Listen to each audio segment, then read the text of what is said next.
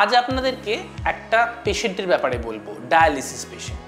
তো এই পেশেন্টটি বাঁ হাতে ফিস্চুলা ফেলিয়ার হয়েছিল বলে ডাক্তারবাবু ডান হাতে ফিস্চুলা বানিয়ে দেন। তো ভালো কথা, ডান হাতে ফিস্চুলা বানানোর পরে ফিস্চুলায় তো ভালো ফ্লো এসে গেল, কিন্তু সমস্যা কি হলো, ডান হাতটা হঠাৎ করে ফুলতে শুরু করলো, ভীষণভাবে ফুলে গেছে।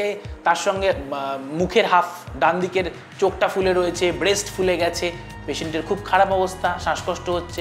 তো পেশেন্ট আমাদের কাছে এলেন যে সার্জন বলেছেন ফিস্চুলাটা বন্ধ করতে হবে। তা এই ঘটনাটা কি, হঠাৎ করে ফিস্চুলা বানাবার পরে হাত কেন ফুলে গেল? আপনারা জানেন ফিস্চুলাতে কি করি আমরা, একটা আর্টারি আর ভেনকে জুড়ে দিই। এবার রক্তটা তো আপনার হাত দিয়ে হৃৎপিণ্ডে বা হার্টে ফিরতে হবে। তো গলায় কি হয়, আমরা তো বিভিন্ন সময় টেম্পোরারি লাইন বা পাম্প ক্যাচ যখনই আপনাদের হয়েছে, এই ভেনগুলো একটু একটু সরু হয়ে যায়। যেই আপনি ফিস্চুলাটা বানালেন, ফ্লোটা কিন্তু ওই সরু ভেনের মধ্যে দিয়ে আর হার্টে পৌঁছতে পারে না, ফলে কি হয়, হাতটা ফুলতে শুরু করে।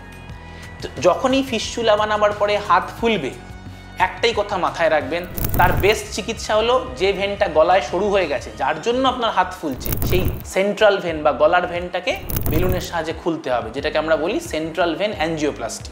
কখনোই ফিস্চুলা বানিয়েছেন তারপর হাত ফুলে গেছে এর মানে যে ফিস্চুলাটাকে বন্ধ করতে হবে, একদম নয়। কারণ ফিস্চুলা তো বন্ধ আপনি করে দিলেন, হাত ফোলাও কমে গেল, ডায়ালিসিসটা হবে কোথা দিয়ে? তার থেকে অনেক ভালো সলিউশন হলো ওই ফিস্চুলাটাকে বাঁচিয়ে রাখুন। আমরা আপনার সেন্ট্রাল ভেনটাকে খুলে দেবো, দেখবেন হাত ফোলাও কমে গেল, ডায়ালিসিস কিন্তু ওই ফিস্চুলা দিয়েই হবে।